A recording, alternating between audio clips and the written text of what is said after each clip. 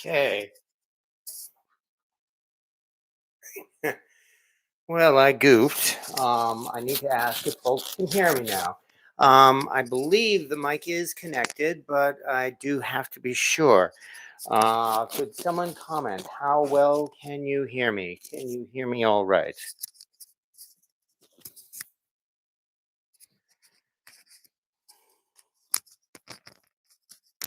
And for starters, this silly thing won't even clip to my shirt. Okay, good. Good. Thank you very much. Thank you. Nuts.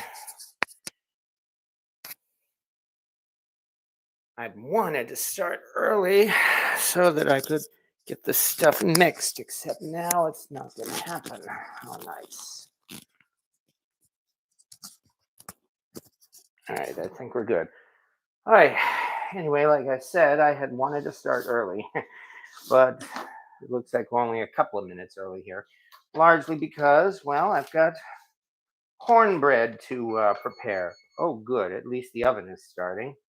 So we have to start with 2 cups of cornmeal. I got another full bag of cornmeal because I wanted to be sure not to run out of this stuff. After all, if we're doing cornbread tonight, we definitely need cornmeal. 1 tablespoon baking powder.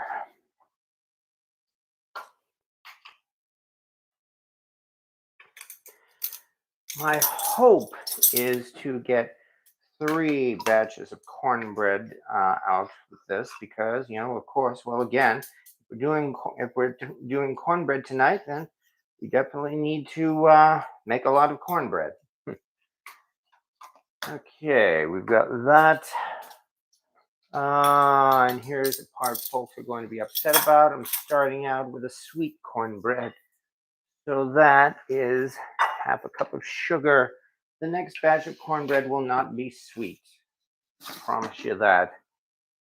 And we can see at least make sure to get all my gear together in advance. So that's something. There we go.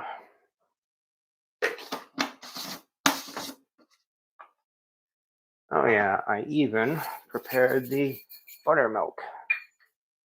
Okay, 1/2 cup of sugar and a teaspoon of kosher salt. And then it'll probably be necessary, whisk, here we are, to start officially. Teaspoon. 1 teaspoon of kosher salt. There we go. Off to a decent start, that's for sure. Okay.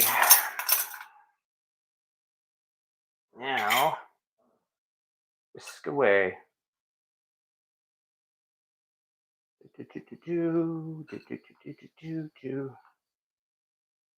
All right. Okay, and with that, I guess it's time. So, here we go. Hi there. Welcome, everybody, to Cast Iron Wednesday. This, of course, is a tradition that a lot of YouTube cooking channels have had for the past several years. And for nearly 3 years now, I've been part of it as well, where we simply do a cast iron video on Wednesday because, well, cast iron is very popular on YouTube cooking channels. And why not? I personally think it's the world's best cookware. So, I'm more than happy to help take part on Cast Iron Live. And as I mentioned, we've been doing this for almost 3 years, and we've actually managed to build ourselves a little community here of people who show up regularly. And I'm always glad to see folks here on YouTube Live. Hello, Mudbrooker. Yeah, I'm not a fan of sugar and cornbread. I just added to annoy the internet. Yeah, that's a good way to describe it. But I am a Yankee. That means I did grow up with sweet cornbread. However, I promise the next batch of cornbread will not have sugar in it. But yes, hello again To everybody. I've got a notification to close here. Hello to everybody. Hello to Kimberly Miller. Hello, Pipgorn. Hello, Rick Stumbow and Pat Z and Jerry 1952. Hello from Wyoming. E1. I have a complete ButterPad set. Well, that's impressive, especially since ButterPad is a new company. That is very impressive. With lots of butter, and I put honey on it too. Yeah, I even made sure to melt a bunch of butter in preparation for this. So I see a box of Jiffy, and I'm afraid to use it too. Yeah, that's actually going to be another version of cornbread that I hope to do tonight. I mean, there's no way I can do every single version of cornbread out there because there are about 10,000 different ways to make cornbread, and practically all of them are the right way. Yes, even the ones with sugar in it, because after all, people do like cornbread with sugar. But that, of course, is another subject altogether. Just here really to talk about cast iron, of course, and cast iron cooking, because as I just said, cast iron and cornbread have a special relationship for some reason. It's like pretty much cornbread has been made in cast iron really since they invented cornbread. And for many people, it's basically, you can only say that if it's not made in a cast iron pan, it's not cornbread. And I'm, for one, am one of those people who certainly believe that too. I have two pans heating in the oven right now, including the pan that I regularly use to make cornbread, and that one happens to be a number 7 size gate marked cast iron skillet. So once this batter is ready, we will be able to bring that out. But I do have several other pieces out here, and I hope to make cornbread in a fair number of these, including ones like the Birmingham Stove and Range famous cornbread skillet, along with its baby brother, the 6 wedge BSR cornbread skillet, and also one other that has already been mentioned in the comments, and that is the Handy Dan corn stick pan, which is one of the last pieces actually produced by Birmingham Stove and Range. This one was made in the late 1980s to early 1990s. Anyway, I've got the dry ingredients here. So now we start with okay, now we got to get into the wet ingredients on this thing. So that means I better get this out of the fridge right now. Here it is. Oh, oh yeah. And that, of course, is one of those essential ingredients for cornbread, which would be buttermilk. So this particular recipe calls for about 1 cup of buttermilk. Yeah, I'm doing it this way because, as I said, I plan on doing at least a couple more batches of cornbread, so I did my best to prepare for it. So there is 1 cup of buttermilk, and in fact, I can even put this back in the fridge for now and break out some regular milk, because that is what we may need to add to put some additional liquid in this cornbread. As I said, everybody has their own way to, or their own recipe for making cornbread, and this one happens, well, just to be mine. One of those recipes I cobbled together when I was first getting started on cooking in cast iron here. Let me see. In addition to this, oh yeah, that's right. The eggs. Did I take out the eggs? Or are they still in the? Okay, they're still in the fridge as well. All right, then out they come. Fortunately, this particular recipe for cornbread only calls for the use of 1 egg, which is good, especially with, well, no, the cost of eggs actually has been going down finally. So eggs are not quite as ridiculously high priced as they were. So that's something at least. And there we go. We've got 1 egg.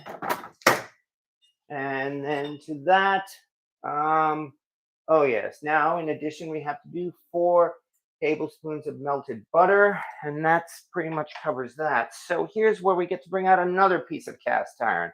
This one is a BSNR 4-quart saucepan.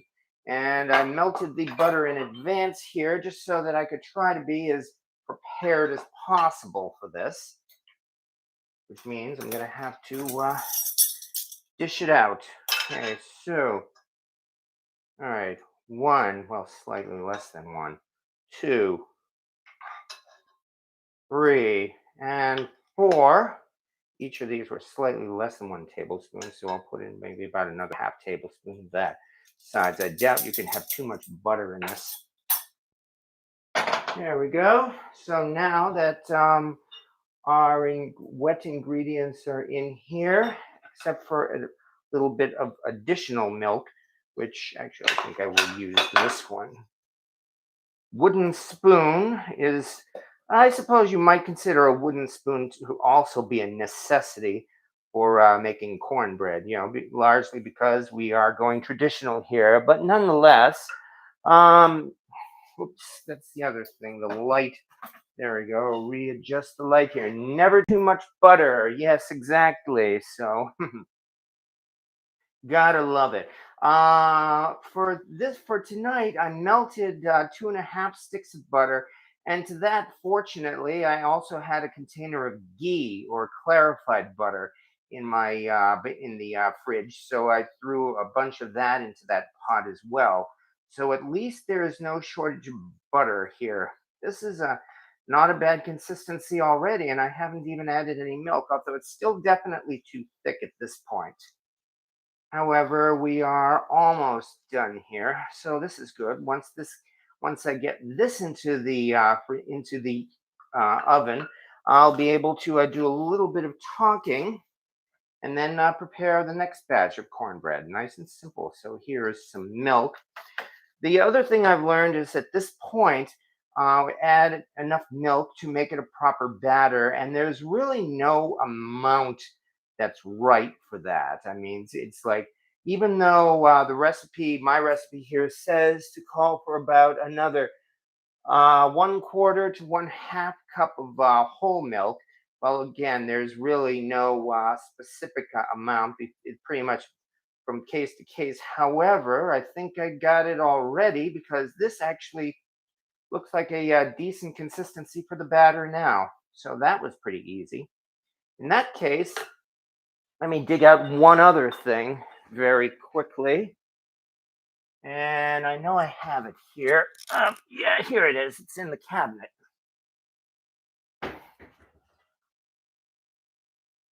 And that would be Winnie the Pooh's favorite food, namely some honey, because this is going to be a sweet cornbread. So that means, crap, has my honey solidified? Okay, let me check that. I did not expect that. Something unexpected always happens in these things, doesn't it? Um, yeah, it looks like the honey has largely solidified. Well, we will just have to make do as best as we can. Let me do that again. There we go. Hopefully it'll dissolve all right. Or, well, at worst, I guess there will be little bits of solidified honey in the cornbread. That's really not a bad thing. There we go. That should be enough right there anyway. Okay. Let me do what I can to try to mix this in. And then we will be good to go. I should probably put this milk back in the fridge, in fact. I mean, it's not going to curdle in this short a period of time. Actually, it seems to have mixed in well. I'm already not feeling anything. So, there we go. Not bad. Let me put this back in the fridge and then we'll finally be ready here. Okay. Oh, damn it. We're not ready yet because I forgot to heat the oil. Okay. Let me put this aside carefully because we're going to get out a hot pan. That means I've got to dig out a trivet here. I actually have two pans. So we will do it this way. Put this back Here is the oil. In my case, I like using corn oil on my cornbread, not just because it's corn, but also because I think it does a good job of browning the underside of the cornbread and not burning it. I have a few times tried making cornbread with lard, and in each case, it seemed like it blackened the bottom of the cornbread. So I kind of prefer corn oil for that reason. Having said that, let us do um, pan number one, which is here. Ugh. And that, again, is a gate marked uh, number 7 size cast iron skillet, which I call Lucky. All right, there we go. Notice I just eyeballed it. It's not, again, cornbread is not really an exact science, which is probably another reason why it's so popular. Swirl it around a little bit. And back in we go. And okay, how am I going to manage this? Um, hmm, I may actually have to do it that way. Okay, then I'll do it that way. All right, I think I'll prepare my second batch right away for that. Okay, but from here, we have a couple of minutes. And hello as well, grumpy old gringo. Hello, did somebody mention cast iron cornbread? I must be at the right place at the right time. Yes, we are definitely looking at cornbread tonight, that's for sure. So, and again, I do appreciate everybody who has been kind enough to show up here tonight. And hopefully, we will indeed have some cornbread to show for it. Okay, let's see. I'm embarrassed to say how many Debbie oh, yeah. I already have a round griddle, don't need another because I have another big griddle, which is aluminum that I love also. Yeah, that's the thing. I mean, I've said many times I try to make my pans users as much as possible. And if that means turning down other pans because I really say I'm not going to use it, well, then that's what I've done. And hey, at least that's helped to keep me from being a hoarder. So not complaining much about that. Love crystallized honey. I make clarified butter and use it for most of my frying. High smoke point and tastes great. Well, thank you. Well, thank you again, Mudbrooker. In my case, it was really just a container of ghee that I bought at an Indian market. So my friend's grandpa had cornbread every night after dinner. He put it in buttermilk with honey. I'm not seeing anyone on the chat, says Alma Wasilewski. I could see folks here, and I could see you too, Alma. So you do seem to be here. Um, does the top of your chat of this chat window there for me? It's always had two options. One that says top chat and live chat, and apparently the top chat seems to filter out some messages. Not a hoarder. Someone is in denial. Yeah, denial is a river in Egypt. Well, I okay, then let's just say I do my best to keep my collection under control. Does that sound a little more honest, I hope? Okay, having said that, let us get this and oh yeah, get old lucky number 7 here. Yeah, for several years, Lucky here has been my exclusive cornbread pan, except that he hasn't because I've had other cornbread pans now to make cornbread in. And I have, but even though I have made a couple of other things in old Lucky here, especially sausages, it seems like I've still mostly used Lucky here for making cornbread. And speaking of which, next comes the next important step, and that is putting the extra oil into the batter. I started doing this pretty much from the beginning, and I'm not sure how much it helps to make this cornbread non-stick, but my cornbread generally has been pretty non-stick. So I'm not trying to boast. I'm just saying I've had pretty good luck with that. But having said that, let us get down now to the second Greatest moment of making cornbread. Notice I said second greatest because the greatest part is eating it. The second greatest is the sizzle. There we go. Get that out of the way. And we can, all right, there we go. So, and that is one. Now that we've done that, let's get this thing into the oven. So this will be cornbread number one. Oof. Ouch. All right, having said that, I think I will put another pan in the oven as we prepare the next batch of cornbread. Um, in fact, because I already have a corn stick pan in the oven, I think we will go with this, the smaller BSR corn stick pan. Cornbread skillet. I mean, there we go. We will heat this thing up in the oven. Okay. Hey, off to a good start here, and yeah, I don't have a problem seeing you, says Val's Black Cats Rules. Yes, we can see you on that. So there we go. Um, yep, that was in fact a wedge pan. Lodge called it the wedge pan because they were intentionally imitating the BSR cornbread skillet, and so because BSR specifically called it a cornbread skillet.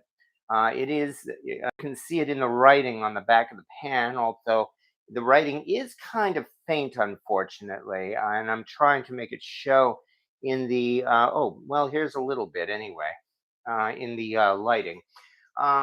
So, yeah.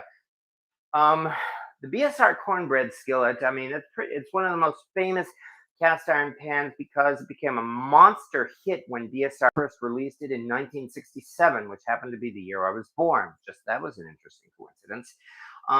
It was so much of a hit that other companies very quickly began imitating it. So as a result, BSR had the cornbread skillet, and maybe shortly afterwards, I'm told as soon as a few months afterwards, Lodge introduced its own wedge pan.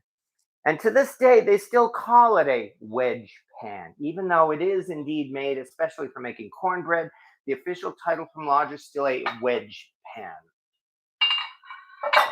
All right, which means now that we've done that, especially since we are going to be, well, just making more cornbread, even though this is wet, thinking I can probably just go with this and use the same bowl a second time. Although I should probably wash this off.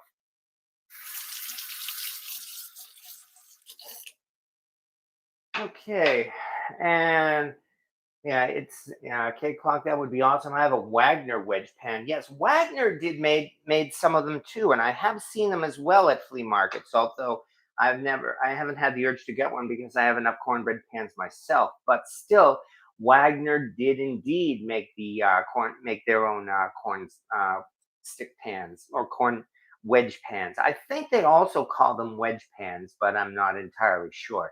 BSR did try to patent the cornbread skillet, and that's why number of the cornbread skillets have a patent pending mark on the back. However, they never actually did get the patent, and so their attempts to prevent the competition from copying them, well, it didn't work.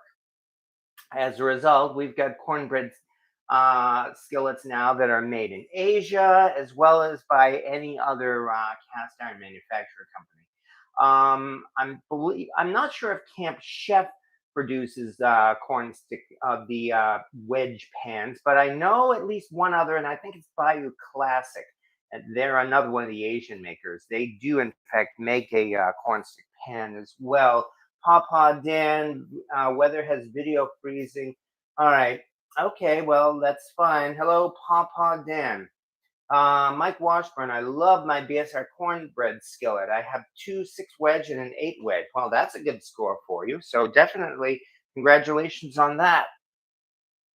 And likewise, anybody else, even if you just make cornbread in a regular cast iron pan, there is nothing wrong with that. So, I mean, really, it's been pointed out, and I've received criticism because, on YouTube, you receive criticism for everything. I've received criticism for my video on the BSR cornbread skillet because they said there's really no point in getting it. So, yeah, I would just rather just simply make it in a regular pan and just cut it into pieces, which of course you can do. So, but naturally people are going to argue over anything. But yeah, we can't deny really that these special cornbread pans are something of a luxury. So in that case, I guess it's a luxury that we might as well enjoy. All right, so that means hmm, okay, um since I've already put liquid in this 1 cup pan, 1 cup, I'm going to have to do the half cup for this one. Okay, which means now I'm going to be doing some nice basic Southern style cornbread, the kind that only has 6 ingredients. And that would mean, once again, we use 2 cups of cornmeal. So, 1, 2, 3, and 4. These are half cups, so that is 2 cups of cornmeal. And let me put this down. Let me put the lid on so that there are no accidents. Accidents in my kitchen. Whenever would that happen? Okay, and to this we put in simply a teaspoon of baking powder. That's interesting. The other recipe used a tablespoon of baking powder. Here's the baking powder. Whereas this recipe uses a teaspoon of baking powder. Maybe because it's more basic, perhaps. All right. So we do 1 teaspoon of baking powder. And to that, half a teaspoon of salt. And that's it for the dry ingredients. Nice and simple. Of course, this is in fact a savory cornbread. If you have grown up eating this, then you probably enjoy it. But other than that, because it's so savory, I find it to be something of an acquired taste. On the other hand, it is, of course, great for dipping into, well, pretty much anything. Chili, stew, all of that, baked beans. You really have to have cornbread on the side when you make those things. So um, I guess there's the difference. The sweet cornbread can be considered, like a dessert, whereas this is more of a side dish. Ugh. All right, and to this, do this right. We will once again put an egg in here. Crack an egg, that is. Okay. I'll watch my room here. So here goes another egg.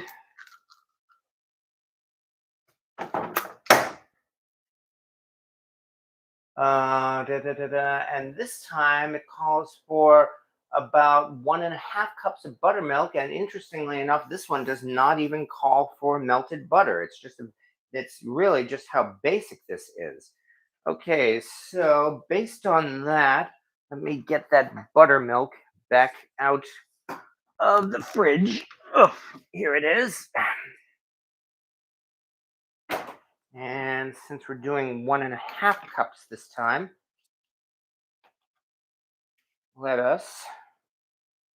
here's 1 cup and half a cup, roughly. Again, as I mentioned, this is probably such a one reason why this recipe is so popular, because you don't need to really very carefully measure out your ingredients. I mean, a lot of people make cornbread from leftovers. All right, so let us start mixing once again. I'm gonna break that egg and take my time here.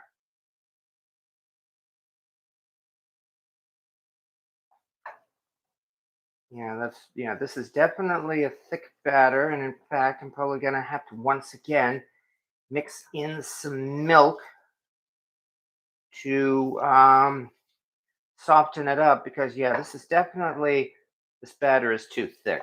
I think I could safely say that.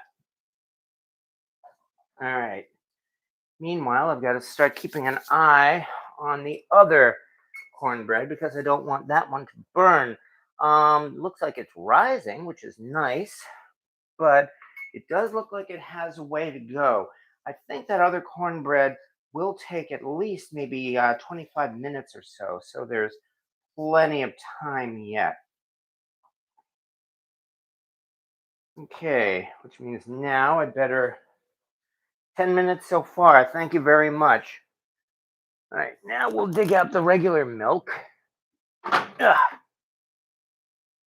and start mixing that in a little bit at a time.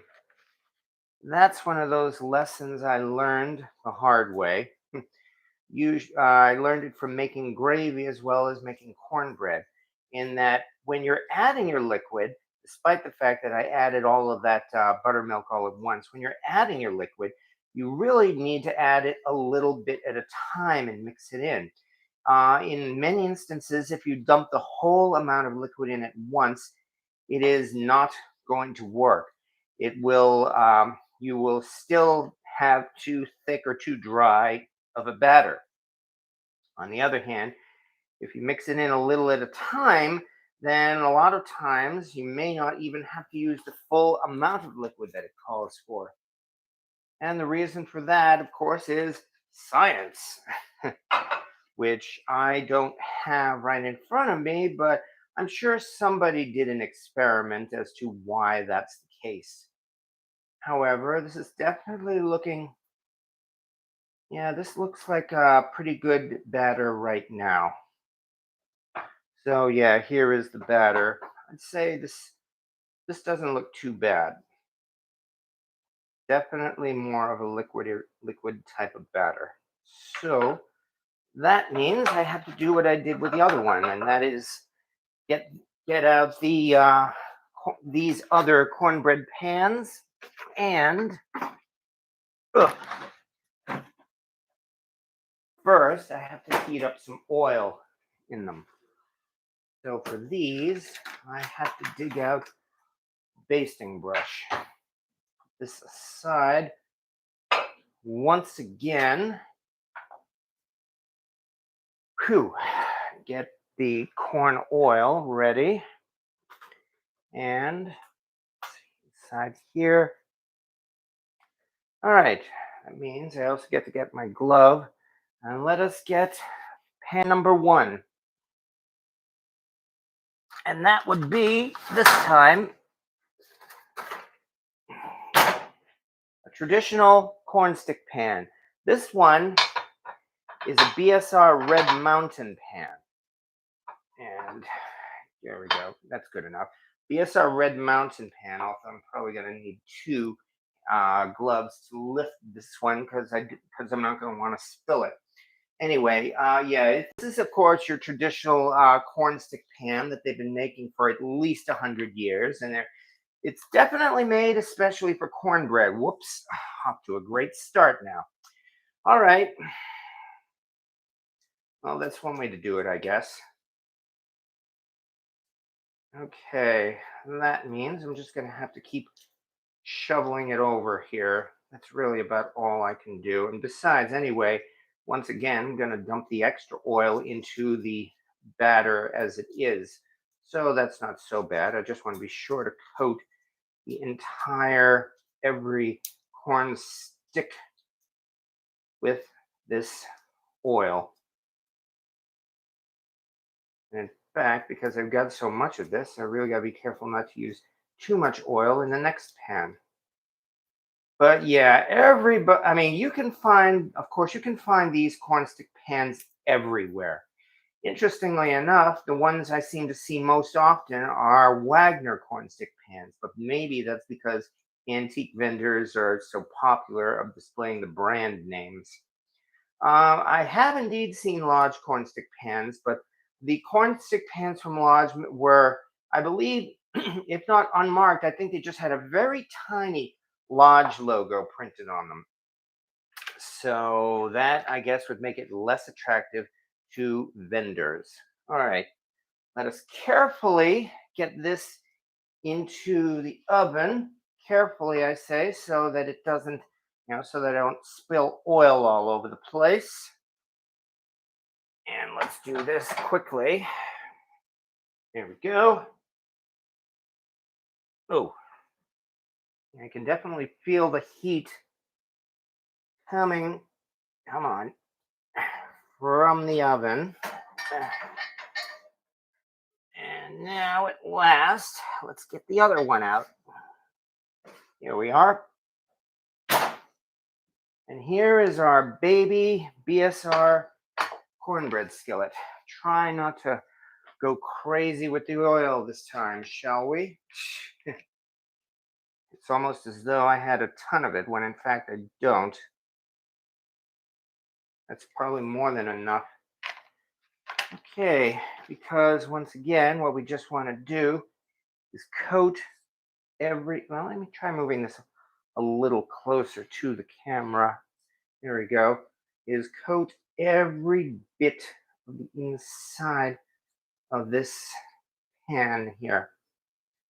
But yeah, there's some controversy about this cornstick pan in that I am of the opinion, I don't know all of the details here.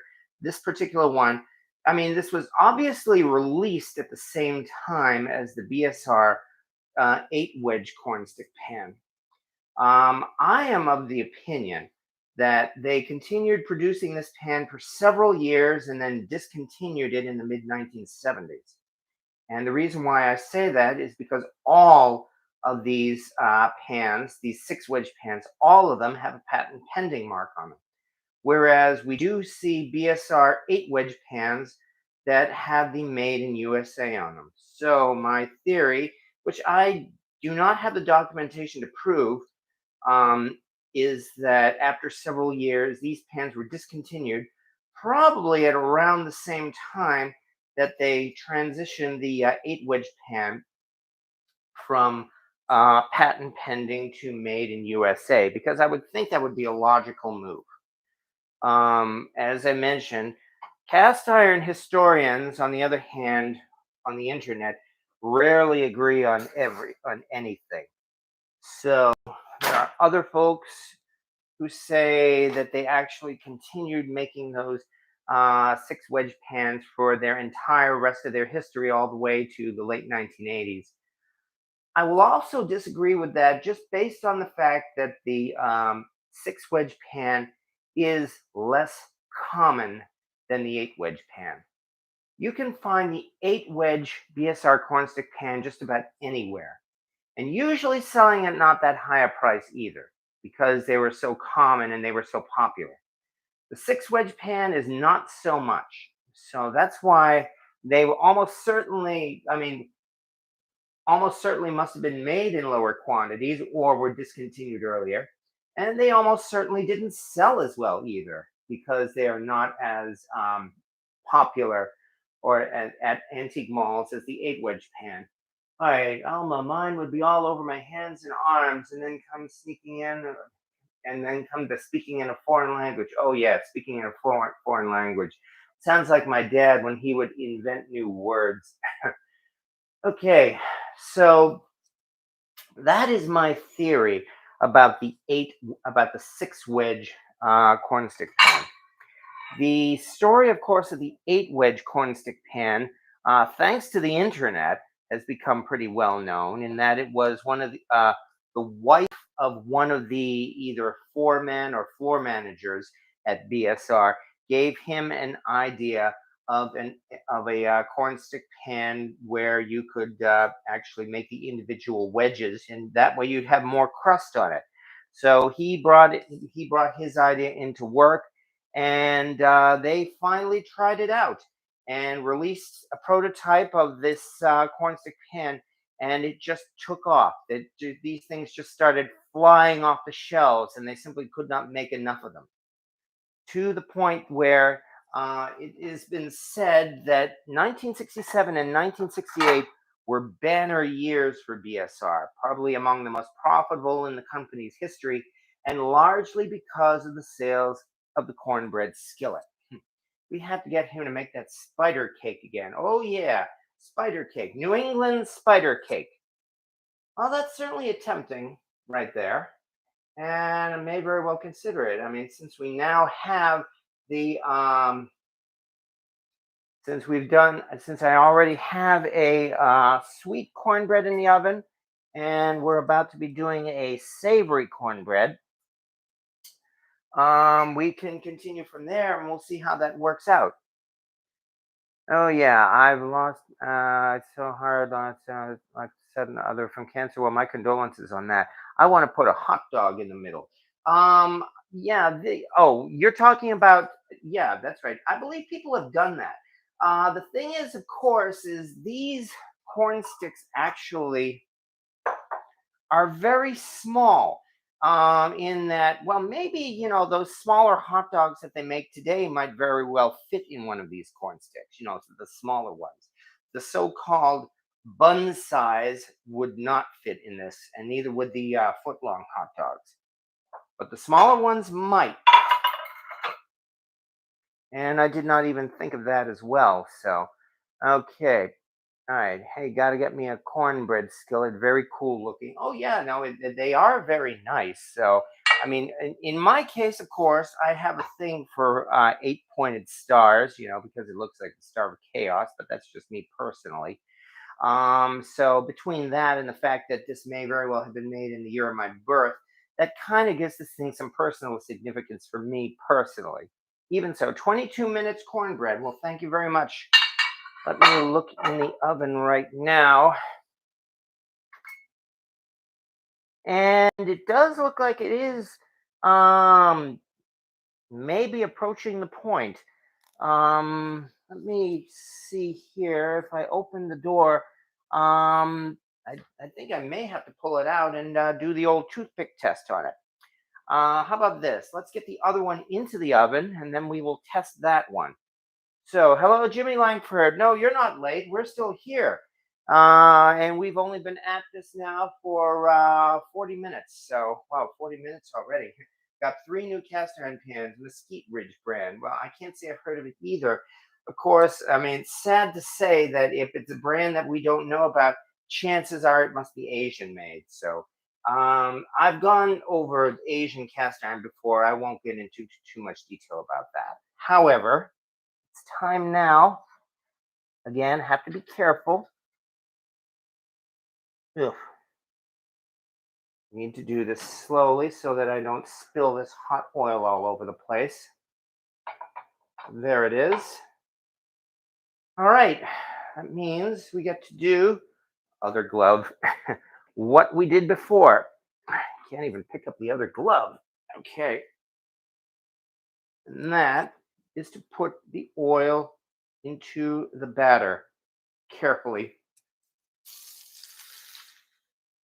Thank goodness I'm wearing this really nice oven proof glove. I'm so glad I got these things for Christmas. Okay, otherwise I would have burned myself on that just then. But I didn't. So now that we've got this mixed in, it's time now to do a little bit more sizzle. 2, 3, 4, and yeah, I'm not very neat. I fully admit that, but I just do what I can. 5, 6, and 7. There we go. That way there will be some batter left yet to put into the 6 wedge cornbread skillet. In fact, I may have overdone it a little bit. Let me try to get some of this out. There we go. All right, it'll work. Okay, a little bit here, a little bit there, and a little bit more here. All right. Boy, that again did not turn out very neat, but seems to work. All right, there we go. So there's one. Let's get this one into the oven. Then we'll do the other, and then the first one will come out. All right, get this in right now. Ugh. Okay. Now for the other one. Yeah. Oh, yeah. Definitely. I think that other cornbread is done, so I do have to do this pretty quickly. So let's do this fast. All right. 1, 2. Come on. 3, 4. I'm making a mess. Well, fortunately, it's my kitchen. Thank goodness. And I don't have anybody to yell at me. No, I don't think I'd be yelled at actually, as long as I clean up my mess. But there we go. All right, and that is the 6 wedge cornbread skillet. Let's see if I can get a better view of that. Come on. Yeah, this is not working. Wee. Damn it, why can't I get the right angle on this? There we go, at last. Sorry. This is the 6 wedge cornbread skillet. Stop making a mess. Clean that up right now. Yes, Mom, I will do that right away. All right, let's get this into the oven. And then it'll be time to bring out the other one. Careful, do not want to spill this. Okay, this goes here. Made it. And now, I do believe, oh yeah, this looks like just in time. Check this out. There we go. Not bad, not bad. But there we go. We got ourselves a sweet cornbread. That's the first one in, first one out. And we have savory cornbread in the oven. Money shot. That would probably be the case. Yeah. Where is my phone? Here it is. Because I am going to need a photo for this live tonight. So let's turn this around. There we go. That doesn't look too bad. There we go. All right. Voila. So look at this. This Yankee, this former New Englander, this New York Yankee in King Arthur's court, has made cornbread. This one's a sweet cornbread, of course. Get the butter. All right, let's do that right now, shall we? Somewhere here, I've got a scoop or a ladle. Oh yeah, that's right. In fact, this might even work. Let me do this right. Good thing this is melted butter, but this is not hot anymore. Thank goodness. So here we go. Melted butter away. All right.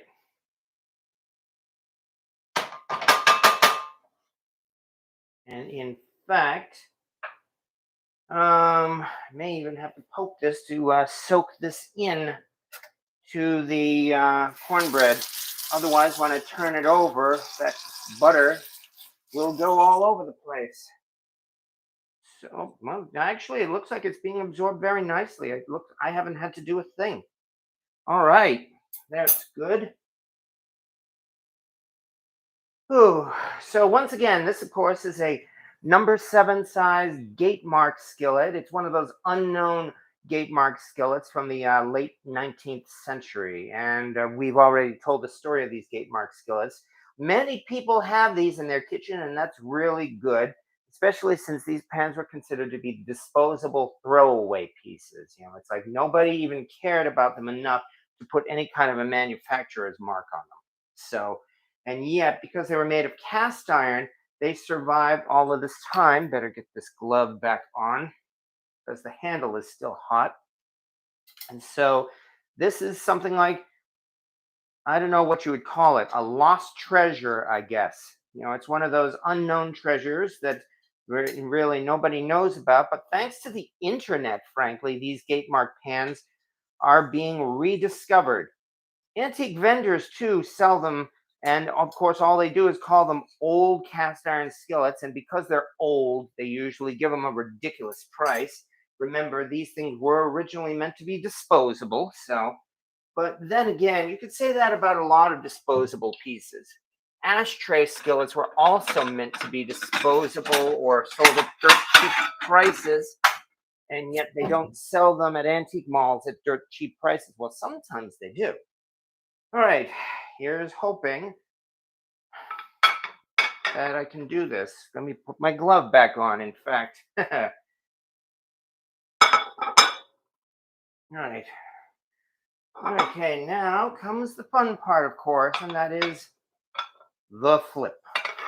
Here's hoping this works. And here's hoping I can get this without. There we go. All right. And, uh-oh. Ow, son of a. Don't tell me it's sticking. I was saying I've had good luck with my cornbread not sticking. Well, guess what? This one appears to be sticking. Damn it. Ow, son of a. Yeah. Whoa. Oh, son of a. Well, it didn't stick. Okay, let's save this quickly. That's one way to do it. I did not expect that. Oh shit, it just came apart. God damn it. Well, oh well. Chaos, what else is new? Yeah, you saw that. I tried to get it out on the plate. Nope, of course not. And then as soon as the plate turned away, poof, there it went. Oh well. Fortunately, I'm not entering it into any contest. Thank goodness. And anyway, it's mostly intact. And anyway, I'm not going to waste this. Here, I think I will chow down.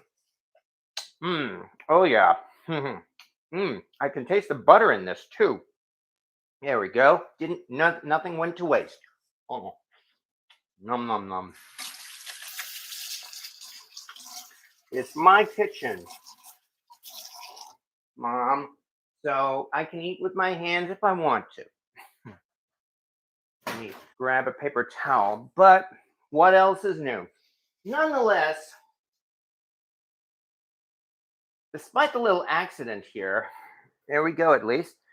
Yeah, eat the evidence, exactly. So scoop it into a bowl of chili, no problem. Yeah, this is sweet cornbread. And I've mixed a lot of butter into it, as you suggested, and that's not so bad. I nearly dumped a pizza on the floor on the floor in a stream, only just saved it. Well, that's actually good, my Brooker. You managed to save it, so yeah. And that's just how it goes with these live videos. So, which I think is part of the appeal of them, I suppose. Nonetheless, despite all that, we definitely have ourselves some cornbread. Um, in fact, this thing is, yeah, I think the extra butter is probably what made it come apart like that. So the best I can do is let this cool off. And here's the thing about this sweet cornbread with the sugar and honey mixed into it. I actually like to eat this the next day as breakfast cereal. In that I break it up, put it into a cereal bowl, pour on the milk, mix it all up, and just eat it just like cereal. And it works just fine. So, nonetheless, there's cornbread number one, and I'm checking right now as well on the other cornbread, which is bubbling nicely. I will say that. Looks like I still have a few minutes left, though. Although I better be careful with that because that's the other thing. Those cornstick pans and those wedge pans, they cook their cornbread very fast. So, so chances are, probably within only about 15 minutes, maybe 20 at the most, after it goes into the oven, it will be all set. Is that gate mark skillet a pointy handle or a fancy handle? It is a pointy handle. Is this still too hot? Still too hot. Better get the glove. However, I can hold it this way for you. This is a very famous teardrop handle shape. You've Everybody has seen this kind of shape here. As you say, you call it more of a pointy handle, and it's not a fancy handle. It's got this unmistakable teardrop design on it, and it has the number 7. In fact, let me try turning it around this way. Oops, don't want it to slip. That's the problem with having this silicone glove, though. I have to be careful those silly things don't slip. So let's get a second glove. Actually, it's cool enough. I can probably use one of these more traditional cheap welding gloves. I think this one actually came from Lodge Cast Iron, if I remember right. But nonetheless, yeah, that's right. This definitely lets me grip it much better. However, this isn't, again, this is the number 7 size. Let me turn it around again. Here we are with the unmistakable number 7 on it. And on the back, on the bottom, of course, it has a prominent gate mark and a letter A on it. The most common theory of what the letter A stands for was that these things were part of a set. When you bought yourself a wood burning stove back in those days, they threw in a complimentary set of cast iron cookware because they were cheap and because they were really trying to sell those stoves. The competition was pretty fierce. Cast iron, no, wood burning stoves were a real fad when they became popular in the mid 1800s. So of course they would put things like that. And anyway, you'd get a whole set of these with the stove. You'd get a skillet, you might get a larger skillet, you might get a long griddle, you may get even a kettle, those bulge kettles. And of course, they would, for convenience sake and for inventory and everything, of course, they simply mark them A, B, C, D, and so on. So this one happens to be letter A from one of those particular sets. Who knows where the rest of the set is? I mean, for all I know, this could be the only one that survived 120 to 150 years old. I came across this one at Brimfield, and if I remember right, I believe I did well. I didn't pay very much for this. I think I paid less than $10 for this, and it has definitely gotten my money's worth out of it because yeah, this is one. Well, a lot of my possessions are prized possessions in my cast iron collection, and this is one of them. I anticipate this skillet will be a part of my collection for the rest of my life, and I'm very glad to own it. And as we've said as well, it's entirely possible that a number of you folks have at least one of those gate mark pans. To which, of course, we say, as we say with just about any other piece of cast iron, use it with pride because it's got a lot of history and a lot of heritage. So pretty. You need a buzzer. Oh, thank you for the reminder. Let me check in the oven once again. See what we've got. It's a little hard to tell, but let me actually take this out because if it's not done, I'll just put it back. Okay, well I'll just have to put this aside somewhere. That's one thing I did not consider. Where am I going to put this? I'm going to put it in here because I have a coffee table in the living room. All right, let's get this out and let's see what it looks like.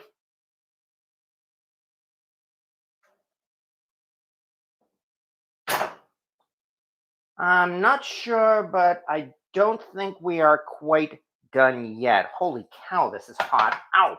Yeah, I'm not using the silicone gloves. Okay. Let me try again. I don't think this is quite done yet, although we may very well be getting close. More time. Shit. There we go. Yeah. Okay. No, I did not seriously burn myself. I just definitely felt the heat in that. So, yeah. You know the saying, dying for your art? Folks who do cooking live will certainly appreciate that. That's for sure. It could use a little browning. 4 more minutes. Okay. Um. Okay. Well, actually, what I can even do is move this from the top shelf to the bottom shelf now. Maybe that'll help a little bit. And the other one as well, if I can get my damn hands on this thing. Ah, just can't win. The silicone thing is damn it, I can't grab it. The silicone thing really helps to protect against the heat, but it is so slippery. Ugh. So, one way or the other. Oh, okay. We all burn ourselves with cast iron. Yes, we do. We have our little love marks. Here's one, in fact. You remember folks commented how I had a scar a couple of weeks ago? As you can see, this thing is healed very nicely at this point. So I figure it'll be completely gone within the next couple of weeks or so. Yeah. Hope the cats don't get the cornbread in the other room. Well, my cats they are spoiled. Yes, they are. However, they really don't care much for human food. I know there are some cats who will eat anything you will eat or I will eat, but not these cats. I do offer them these things. I do offer them my food regularly. I offer them chicken. I offer them turkey, cooked chicken, and almost every time they turn their nose up on it. They do not go for cooked foods. With one exception, Miss Mobley has actually nibbled on cooked bacon sometimes.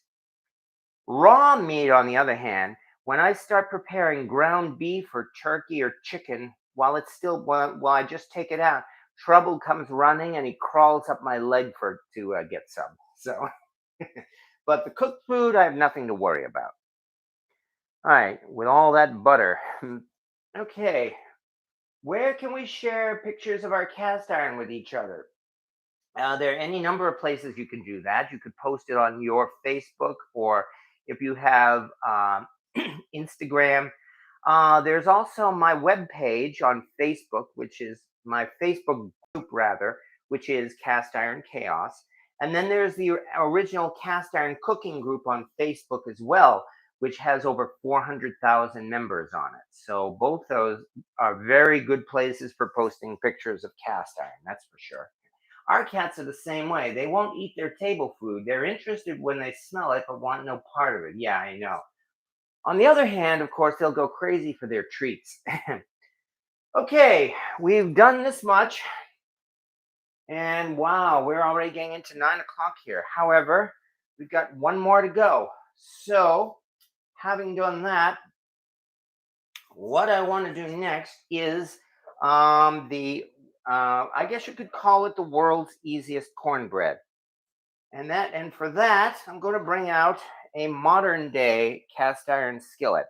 And that is, look at this, 20th anniversary of the National Cornbread Festival, which, by the way, is happening this weekend. So, yeah, I actually was there on the 20th Cornbread Festival, so I made certain to pick up one of these skillets. In fact, I picked up several of these skillets for friends and gave them all to friends. But I'm glad to have this one as a keepsake, not cheapskate, keepsake.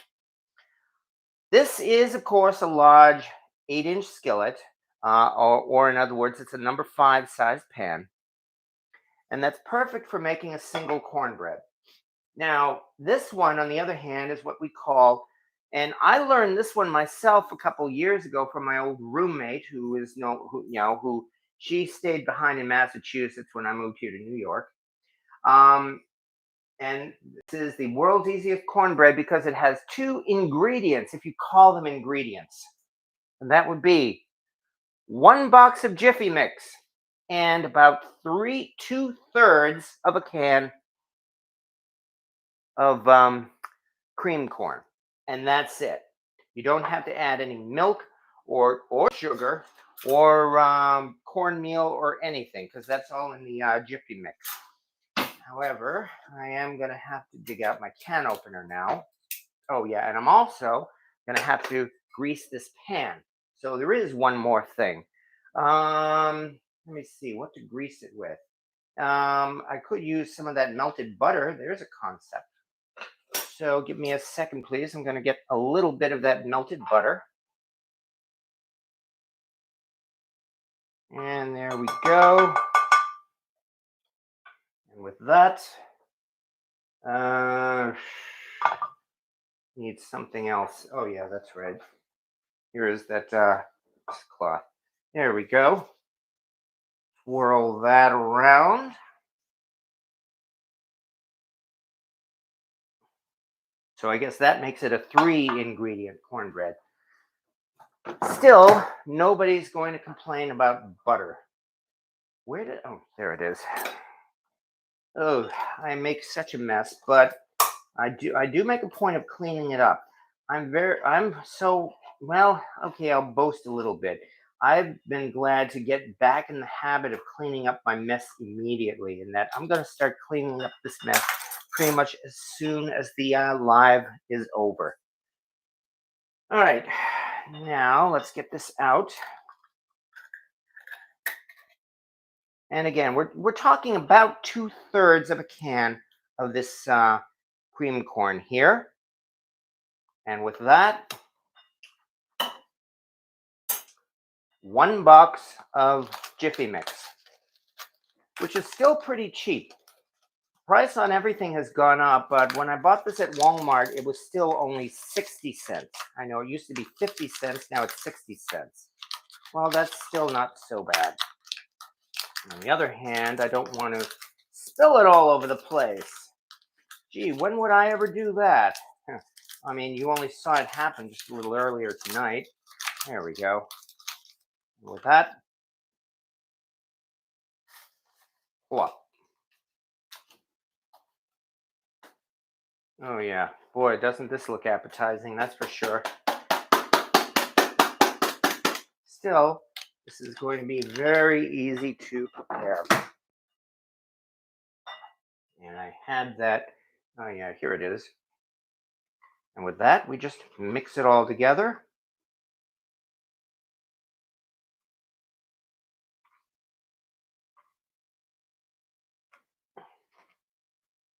Maybe I should have added the cream corn after this.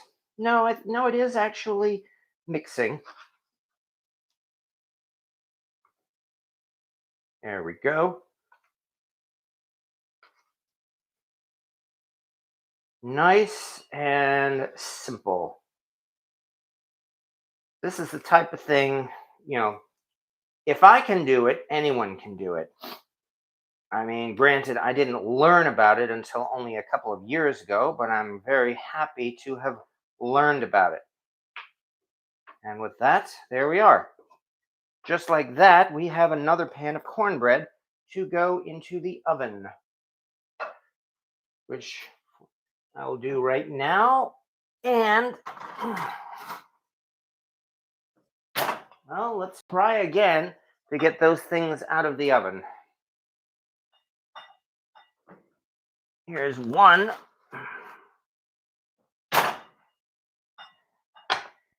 The top is definitely, I mean, while it's still golden, I can see that it's definitely brown on the edges and it's almost certainly brown on the outside here. So there we go. We've got the BSR 6 wedge corn stick pan here. All right, corn stick, wedge pan, 6 wedge cornbread skillet. Oh, we sometimes have good yard sales here, estate sales. Think all cast is gold. Yeah, doesn't it seem like it these days? Now, of course, that I guess just has to. Some of it has to do with the cast iron renaissance that's happened within the past decade or so. You know, where cast iron has really made a huge comeback to the point where anybody and everybody knows about cast iron again. It used to be something that, was considered just a piece of history, but a lot more people know about it now. I give a lot of the credit, and I've said this before, a lot of the credit for the resurgence of cast iron. I give a lot of the credit to celebrity chefs because TV, has a big influence on us, like it or not. And especially since we have reality cooking shows now, and we have them all the time, and not just on Food Network. Um, that's why I feel that that in itself has made it has it people consider it cool now to be a chef. Um, because does sound I'm I don't want to sound misogynist, or abusing or hatred of women or anything like that. But we all know all too well, unfortunately, that for most of our history, cooking was considered women's work. Yes, there have been male cooks and male chefs all the time, especially like cowboy cooks and the like. But in general, it was considered, the woman cooked in the kitchen and the man worked the job. And that sadly was a part of history, but that history seems to be changing now thanks to the internet. And because of that, we've got a lot of people, a lot of guys now who are chefs. And of course, what do they all talk about? They all say how great it is to cook in cast iron. And it is great. I will certainly not deny that either. In fact, oh, good, this thing's finally cooled off, and this looks like something I could very well just put these cornbread pieces in. Because, look at that, almost no sticking. So I'm not doing too badly there. But there we go. 1, 2, 3. Oh dear, I forgot that other pan. All right, I better get that one out of the oven right away. Ouch, ouch, ouch. Oh, this is still hot. Yeah, I'm definitely going to be remembering this, but there we are still. Okay, there's some regular cornbread, but now that we've done that, let's get this other one out, shall we? Well, fortunately, this other one has still been on the top shelf. Damn it! And I still can't grab this thing. So it keeps slipping. Rah! All right. Like it or not, where did I just put that other glove? Oh, here it is. Have to do this the hard way. All right. Come on, you booger. There it is at last. There we go. Okay. There. Oh, hey, and I didn't even burn myself this time. Oh, there we are.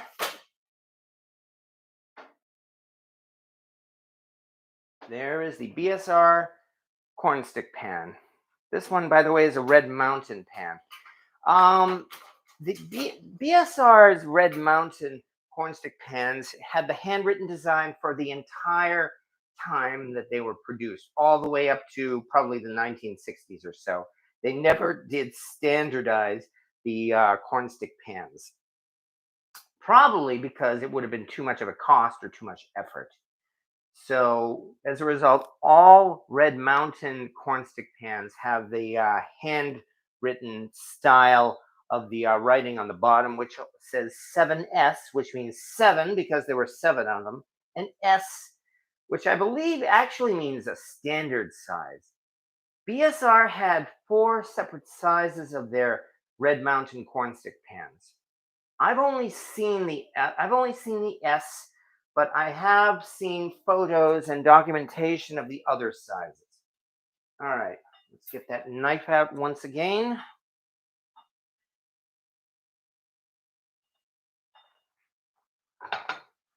And oh yeah, this is Well, there we go. You can definitely see this one's not sticking. There we go.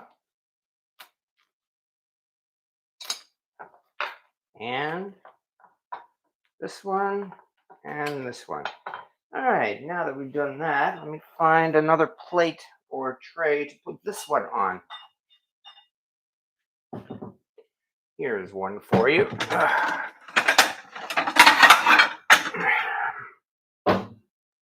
Smelling something. Something must have spilled in the oven. Anyway,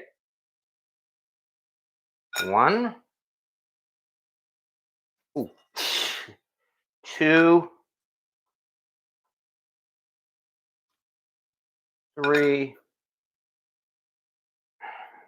This isn't working. Um, there we go.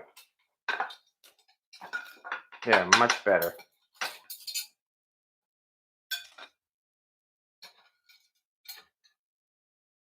And voila. This looks pretty good. Here are some cornbread sticks made in the BSR corn stick pan, which, as you saw, did not have any sticking problems at all. Oh, and again, a lot of people, yeah, somebody mentioned what I could do and what I maybe should have done was put hot dogs in these corn sticks, and then covered them with the corn stick batter. Or better yet, put in the batter first, and then and then put hot dogs in them, because that would certainly work. And then you've got a form of pigs in blankets.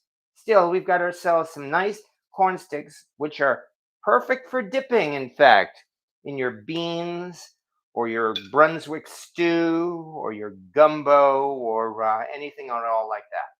Between that and the wedge pan,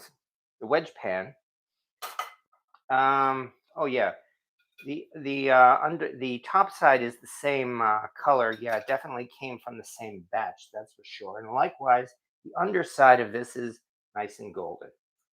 Phew. All right. Meanwhile, I've got that last one in the. Let me check that right now.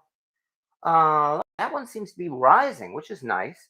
So it looks like by the time this is done, I think that will be done. Okay, I've been rushing around through this entire live video here. Wow. And we're already at 9:15. Nice. Yeah, I love corn stick bread. So crunchy. Oh, and this is definitely crunchy too. No question about that. And yeah, there's really, yeah, they say there's nothing better than homemade. When it comes to cornbread, you can definitely say there's nothing better than homemade. Growing up in New England, for almost my entire life, I knew my cornbread in only two ways, both of which were sweet. Either cornbread was something that came as a side dish at Boston Market, the one that served that rotisserie chicken, which is actually not bad, but they would always have sweet cornbread on the side. The other way I experienced cornbread was at office meetings at work. At work, whenever, if you work at an office, you know how they have these meetings where they order from the cafeteria, and they always bring up a tray of these muffins of all kinds. Sometimes bran muffins, sometimes blueberry muffins, and sometimes cornbread muffins. And nobody ever eats the cornbread muffins because they're always too dry. So that was how I experienced cornbread for most of my life until I started making it myself in cast iron. So, yes, I have learned a lot about cornbread. And while I'm not an expert in it, like I say about many things, but I can definitely say homemade is much better. Yeah, Boston Market cornbread is good. Yes. All right. There's a lot of gem pans out there. You shouldn't have any problem finding those. Oh yeah, actually, I know exactly what you're talking about. Let me dig one out right now, in fact. Here we go. When you're saying gem pans, you're probably talking about like these Turk head pans, I would believe. So here's one here. This one is an unknown 19th century Turk head pan. The gate mark is hard to see on these, but I have been able to identify it. And also, this is not an early Lodge pan. In its early days, Lodge actually made a Turk's head pan like this and several other baking pans. However, the handles on the Lodge pans had more of an M shape, whereas this one does not. So that means this is definitely not a Lodge pan.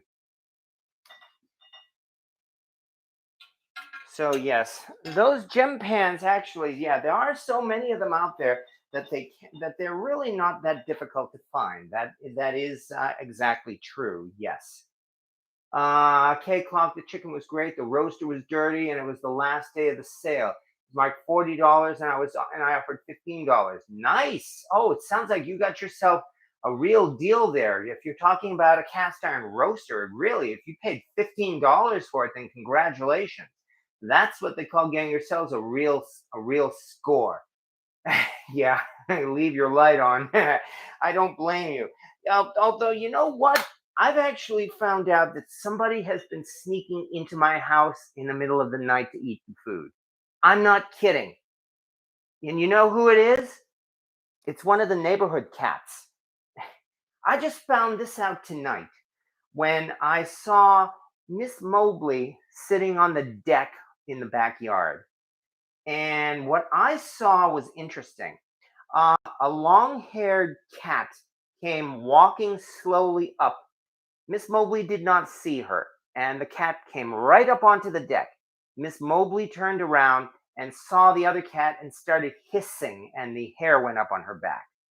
But she did not attack that cat.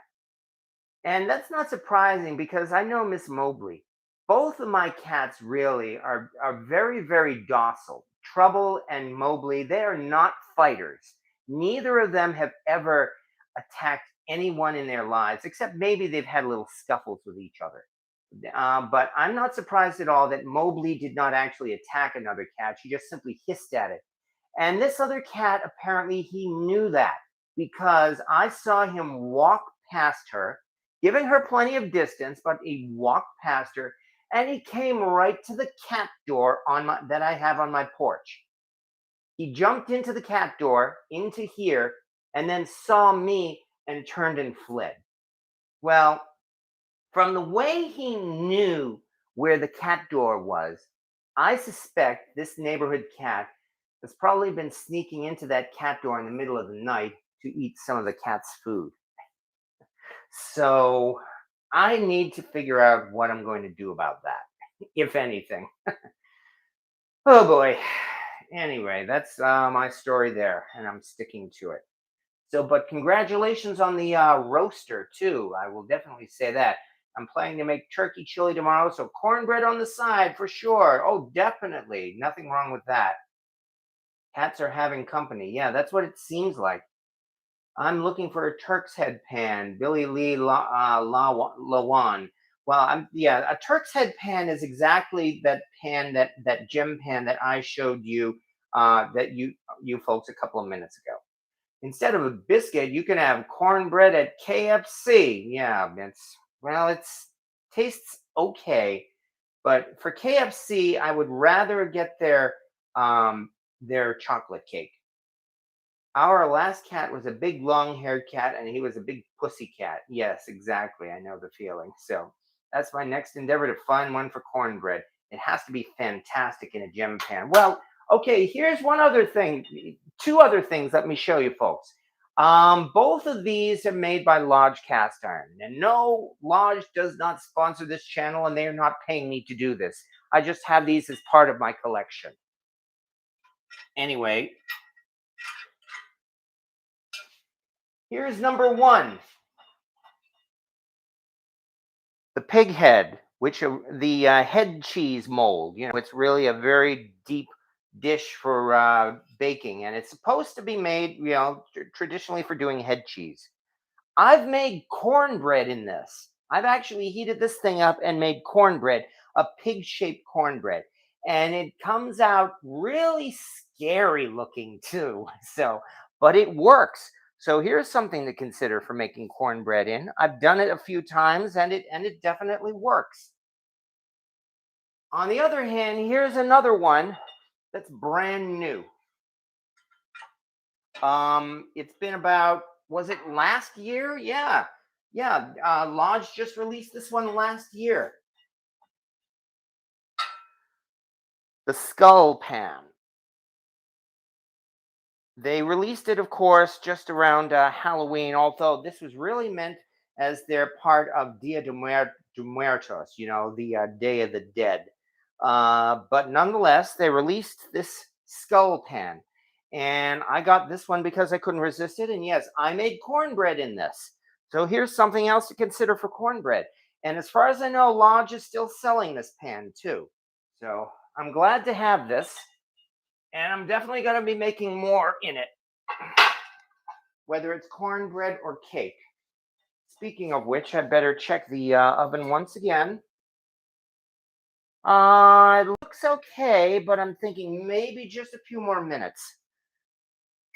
Okay, I make cornbread in my skull pan. It's great. Yes, exactly, Rocket Caver. You already have yourself an awesome cornbread pan. And best of all, the skulls, of course, are something kids would love. They would love to eat a skull cornbread. So there you go. You've got yourself a great cornbread pan. Mexican cornbread in the skull pan or cupcakes. Yes, exactly. That is meant really as something of a cake dish, but as again, cornbread, it's like any cast iron baking dish. You can bake anything in it. So use it, and you don't only just have to use it at Halloween either. Okay, what else do we have here? Oh, so far so good.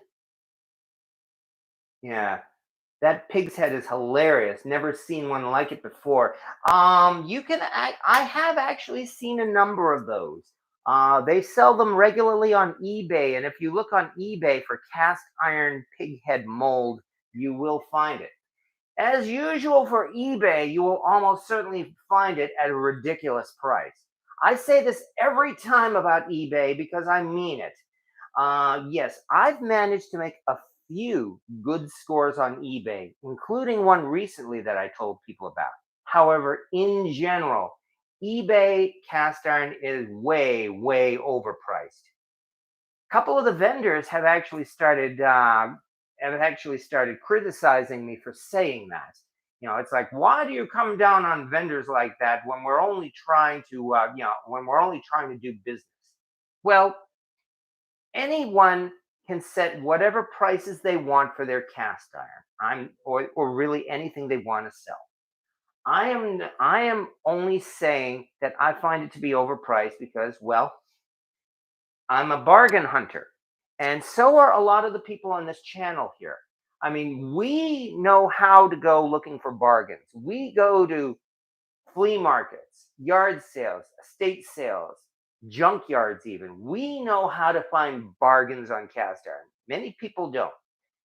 And for those folks, there is definitely a market for those vendors on eBay and at other antique malls and so forth, because they do fairly good business as well, and more power to them. I am not telling you to don't buy whatever just because it's being sold on eBay. Um, I guess what I can only say is that I find eBay cast iron in general to be overpriced because I can usually find them at a better price. But it's different for everyone. If you come across that cast iron pan that you have been looking for most of your life, or at least the last several years, you'd probably be willing to pay the extra price to get it because who knows when you're going to find another one. I know that feeling. If I ever come across a BSR number 13 size camp oven and it has like a $400 price tag on it, I'm probably going to scream. I don't know if I would pay 400 for it, but maybe I'll be lucky and maybe I'll find it at a better price. That's about the best I could say there. So, yeah, I'm too cheap to pay a lot for cast iron when I have 50 pieces. Yeah, that's just it, William Hurt. You've seen my collection. I show up my collection every week.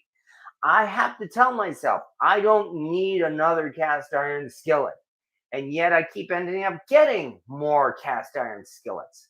Like that Canadian one made that I found about a year ago, for instance. And that's an example. I didn't need it, but I got it because it was a great price too. I paid $5 for it, so it's not the type of thing you want to pass up. All right. It's the postage that really kicks my butt. Yes, indeed. I have a weakness for beautiful vintage lamps. I just bought one from Germany that is in the mail to me. Well, I'm not here, I know nothing about your personal life, K Clock, and I'm not here to criticize you on that. I mean, I'm just a guy on YouTube. I'm not a therapist. I'm not a member of your family. So the best I could say is congratulations, and I hope you get a lot of good use out of it. I have Lodge for low price, and my mom gave me free Le Creuset, Beazar, and Lodge. Yeah, I'm kind of regretting that I did not pay the $400 price that Le Creuset was selling their hand solo in carbonite Dutch oven for. Largely because that thing is selling on eBay for like about $2,000 now. But then again, that's how speculators do it. All right, let's see what it looks like now. I think we may very well be done at this point. Let me move this out of the way. This thing, good. This thing it's still warm, but at least it's not burning my hands off. All right, because at last, it's time for the last one. Well, here we go again with this silicone thing. As I said, I love that it does not burn my hand. It makes things hard to pick up though. However, here we go. And here it is. The world's easiest cornbread, as I mentioned. The two ingredient cornbread. So if you include the buttered, the butter that we added, that makes it a three ingredient cornbread. But there we go. Made in the Lodge Cornbread Festival 20th anniversary skillet. Oh, odd that there isn't more Canadian cast iron in the northern part of the country. Most of the Canadian iron I see is in the south of the west coast. Well, I guess you have to consider what we say about really this whole cast iron business. For most of the existence of this, and for a great part of the 19th and 20th centuries, cast iron was no big deal. These were just frying pans. Who cared about frying pans? And besides, when nonstick pans came in the 60s and the 70s, who cared about these old iron frying pans when you could get nonstick pans? They really weren't considered to be worth anything, except to a few cast iron historians who actually did keep the heritage alive. And then it all changed. And now cast iron is considered to be something special. It's considered to be valuable heirlooms. It's considered to be a work of art. So maybe that has something to do with why Canadian cast iron you can only seem to find it down here in the United States. I'm in Western New York and find no Canadian iron, says Val's Black Cat's Rules. Well, Val, I found that Canadian pan at a flea market in Massachusetts. So who knows? I wasn't expecting it. And what I remember is I only found that pan because I was rooting through an old box that had a whole bunch of Taiwan made saucepans and skillets in it. And in the midst of that pan of Asian made cast iron, I happened to find that Canadian one. And in fact, I thought it was Griswold because it has the block logo number 8, or the block lettering number 8 on the handle. So I thought it was Griswold, paid $5 for it, and then learned it was Canadian made. So what can you say? You never know. All right. But you know what? I think we are about done here because we've got past an hour and a half. So let's just do this. And then we will. Oh, one thing though, this particular cornbread does have a different consistency. After all, it's nothing more than Jiffy Mix and cream corn. So it has something more of a sponge-like consistency. So this is not the same as the homemade cornbread, that's for sure. But there it is. Mm.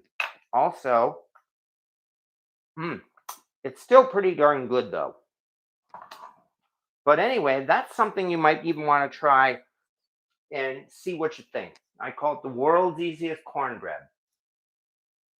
But there we go. What was the brand of the Canadian iron? Um, I forget. All right, give me a second. Let me dig that one out. Um, Canadian iron. There was one brand known as Smart, and it had a shield logo on it. This one, on the other hand, was produced especially for a department store. As a result, it has the logo of the department store on it. And here it is. This is the Canadian pan. And it says here, Eaton Housewares, Eaton. T. Eaton, in fact. T. Eaton Company Limited, Department Housewares. So, yeah, great. The light, it's like the light is at just the right angle that the camera casts a shadow on it. Well, let's try it now. There it is. T. Eaton Company Limited. And on the front is a Block 8 logo. This is why I thought it was a Griswold when I first found it, except that it is much thicker and heavier than a Griswold. Nonetheless, this is the Canadian made one. And I found this at a flea market in Massachusetts, and I certainly wasn't expecting to find it. So, Val, you never know. You might indeed, one of these days, just stumble across it. There's tons of Canadian cast iron brands, says Mudbrooker. Quite a history behind them. I'm just starting to look into it, but it's fascinating. What you gonna do with all that cornbread? Well, obviously I'm gonna have to eat it. However, I do actually have company coming to visit this weekend, so there we go. I can always stick this in the freezer and thaw it out because it's cornbread. So I should be able to thaw it out. And with that, though, I think I better actually get started because, well, here it is a Wednesday night and I've got a big mess to clean up. But as always, though, I can only thank everybody. And those of you who are going to the National Cornbread Festival this weekend, have a lot of fun. And I hope things go well and I hope there's no trouble. I'm only saying that because without getting into details, there's been a lot of trouble in Tennessee lately. And that's all I'm going to say about that because I'm sure you've heard about it on the news. So be careful, everybody, but especially have fun. And thank you, everybody, once again for watching. I mean, as always, I'm really glad to have made a huge mess in my kitchen and talk myself raw like I do every week. But I do it because it's a lot of fun. And it's because of you folks here that it's a lot of fun. That's really what I say because I mean it every time. I mean, it's you folks here who make these live videos a lot of fun to do. And I'm very glad to do it for you. So thank you very much. And I really enjoy this. And I hope you've been entertained. Um, whether or not I spilled some of that cornbread all over the place. But yeah, I'm gonna eat that up for breakfast tomorrow. Like I said, it makes a great cereal. And having said that, I think we are about ready to turn in for the night. So thank you again. Well, thank you very much, William Hurt, and Debbie, and K Clock, and Alma Waslewski, and hello, 4M Morris family. Well, thank you. Are you going to remove that Jiffy Mix bread from the pan? Yeah, I should probably do that, shouldn't I? Okay. Let me see. I don't want to wash too many dishes. There's no reason why I couldn't put all this together here. It's the same kind of cornbread. And still hot, still hot. Okay, let's grab that glove again. I do not know if this is going to stick because this is not the traditional cornbread that I usually make. But all we can do is find out and see what happens. Hey, this one turned out almost fine. It stuck a tiny bit, but that really wasn't bad. Damn it, did it again. Okay, I gotta put this down. All right, do this in a manner where it doesn't spill, but this isn't bad, I don't think. There we go. So here is the Jiffy cornbread with the creamed corn. So yeah, it actually worked. So there we go.